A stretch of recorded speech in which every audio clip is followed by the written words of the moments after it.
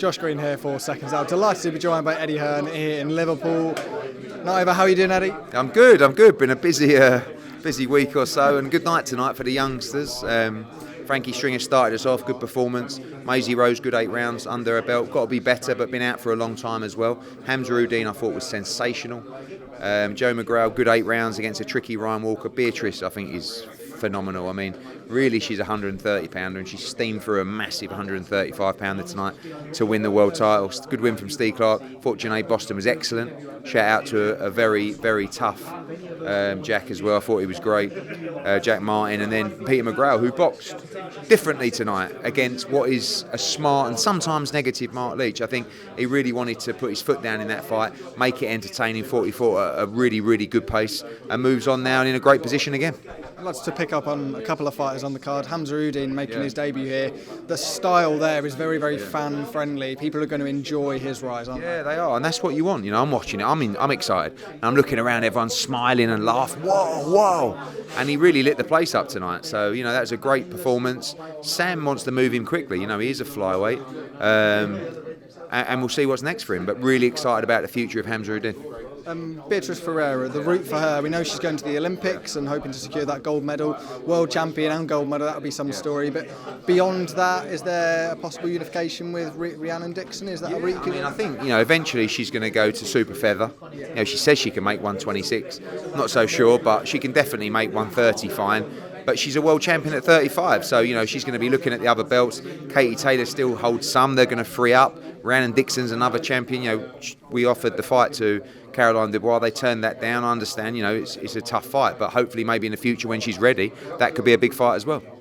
We often talk about bringing fighters back to their homes. Would it be nice to bring Beatrice back to Brazil and have a big fight there? Yeah, we've not done one in Brazil, but she's a big star there. You know, you look at her following, she's a massive amateur star, 2-time world champion as an amateur, silver medalist in the Olympics. And, you know, if she wins gold in Paris, which I think she probably will, she's going to be in a great position to do something big in Brazil.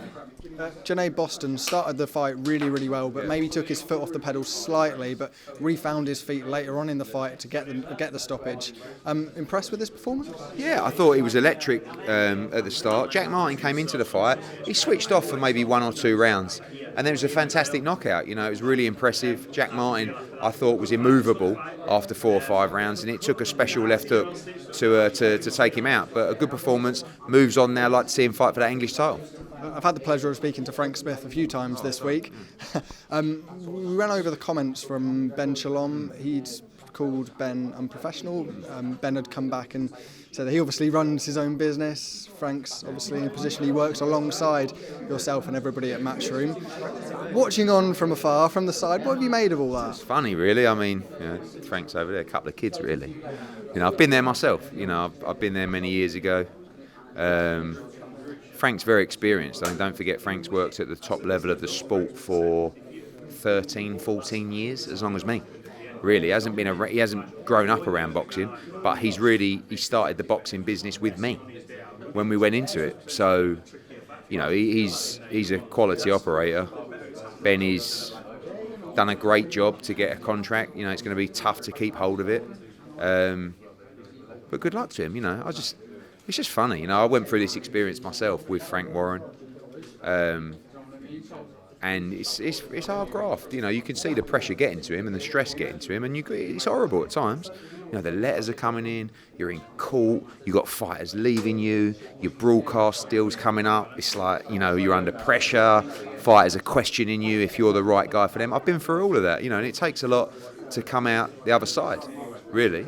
And we'll see if he's made of that stuff. But I think these two, I think it's good for boxing. It's good for them too, because they're just like, you know, sort of bringing each other on, and we'll see what happens. In the situation that Ben's in at the moment, you mentioned the Sky contract is up towards the end of this year. How does that change the thinking of a promoter, if at all?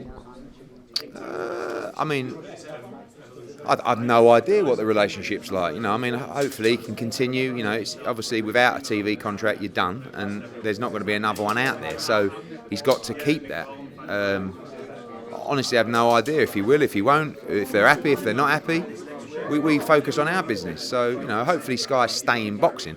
for me, that's the most important thing. They're a great broadcaster, done a tremendous job for the sport, but they don't have, they've not done any of their own pay-per-views for a long time. I think like 2 or 3 pay-per-views, in the last, whatever it is, 3 years, and it's not enough, for them to have a healthy boxing business.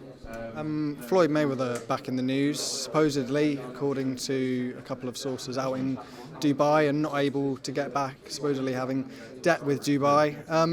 What have you made of all of that? I hear all that, there's some rumours, I don't know, you hear rumours about Logan Paul, his fight, did he get paid? I have no idea, but, I thought him and Tank were friends. Him and Tank? Yeah, I've no idea. I just watch it all. I mean, I saw him and Bill Haney go. I couldn't quite understand what the argument was about, but, it all creates narrative, doesn't it? And I guess the fans like it. They like that interaction. So, yeah, who knows? Another thing, Ryan Garcia saying he was advised by Floyd Mayweather to come in overweight for last week's fight against Devin Haney. What do you make of that? I don't know. I'm not so sure he was. I mean, he says that he's put the whole thing on as an act. I'm not sure about that either. But listen, you've got to take your hat off to him, because wherever he's at mentally, put a great performance in. But he did come in 3.5 pounds over. Not a lot of people have spoken about that. It is a thing. But he also performed very well. And once you agree to the the weight, the new weight, nothing to say afterwards. There's a lot of spotlight on mental health generally in the world. A fighter sort of using that as a way to promote a fight, I guess, a way to promote themselves. Is that a good way to be doing it? Is that a bad example to set, in your opinion? I mean, I don't believe in a million years that he is the same Ryan Garcia that he was a year ago, mentally. Maybe he exaggerated it, I don't know, but he's not acting normally even now. But, at the same time, I don't believe it was a ploy, but who knows, as long as he's happy. And, again, it was a great win. Good luck to him. Final thing from me, Oscar De La Hoya acting as, I guess you could call it, a gatekeeper on Twitter, calling it his sport, and you coming into it. He's a legend, but he's humble.